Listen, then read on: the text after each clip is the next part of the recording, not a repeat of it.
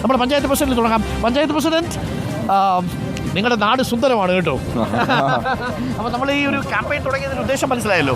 അപ്പോൾ ദുരന്തത്തിൻ്റെ ഒരു വ്യാപ്തിയൊക്കെ വലുതായിരുന്നു. നമ്മൾ തരിച്ചു നിന്നു ഒരു സമയത്ത്. പക്ഷെ അങ്ങനെ എപ്പോഴും അങ്ങനെ നിൽക്കുക മാത്രമല്ല, നമ്മൾ അതിനെ വീണ്ടെടുക്കണം അല്ലേ?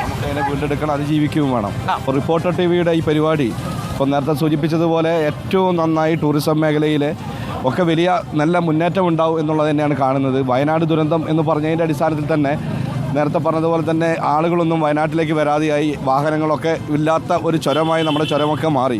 കുറേ തടസ്സങ്ങൾ പറഞ്ഞിരുന്ന ഞങ്ങൾ നോക്കിയപ്പോഴേ വൈകുന്നേരങ്ങൾ പലപ്പോഴും വയനാട് നിശ്ചലമാവുന്ന അവസ്ഥ. സാധാരണ അങ്ങനെയല്ലല്ലോ. യാത്രക്കാർ വരും, അവർ സന്തോഷത്തോടു കൂടി നിൽക്കേണ്ട കടകൾ, എല്ലാ കടകളും അടഞ്ഞു കിടക്കുന്നു. ഒരു കടയിൽ 2-3 കസ്റ്റമറാണ് ഒരു ദിവസം വന്നത്. വൈത്തിരിയിൽ നിന്ന് പോയിട്ടുണ്ടെങ്കിൽ NH തന്നെ എല്ലാ ഹോട്ടലുകളും അടഞ്ഞു കിടക്കുന്ന അവസ്ഥ.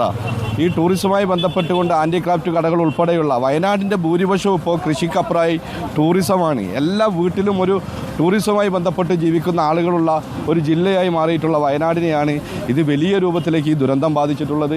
ഈ ദുരന്തം മേപ്പാടി പഞ്ചായത്തിലെ 2 വാർഡുകൾക്കപ്പുറം വയനാട് എല്ലാ ഭാഗവും സുന്ദരമാണ്. എവിടെ എത്തിയാലും ഇപ്പോൾ ലക്കിടി നിന്നാൽ ലക്കിടിയിലെ മൂടൽ മഞ്ഞും ഈ പ്രകൃതി രമണീയമായിട്ടുള്ള സ്ഥലം ഇനി വേറെ കാണാനുണ്ടാവും. അങ്ങോട്ട് പോയ തേയിലത്തോട്ടങ്ങൾ, അതേപോലെ തന്നെ വെള്ളച്ചാട്ടങ്ങൾ, എല്ലാം അതായത് ഒരു 50 മീറ്റർ അപ്പുറത്തേക്ക്. രഞ്ജിനി, എത്ര മനോഹരമായ സ്ഥലമാണ് നോക്കൂ. പ്രേക്ഷകർക്ക് ഈ വൈഡ് ഫ്രെയിമിൽ നമ്മളുടെ ആകാശ ദൃശ്യങ്ങളിൽ പ്രേക്ഷകർക്ക് ഒരുപക്ഷെ കാണാൻ കഴിഞ്ഞേക്കും. നമ്മളെ ഇങ്ങനെ തൊട്ടുപോകുന്നൊരു മൂടൽമഞ്ഞാണ്. ഇതൊന്നും ഏറ്റവും കൂടുതൽ മൂടൽമഞ്ഞ് കാണുന്നത് ഈ മേഖലയിലാണ്, ലക്കിടി വൈത്തിരി മേഖലയാണ് അല്ലേ?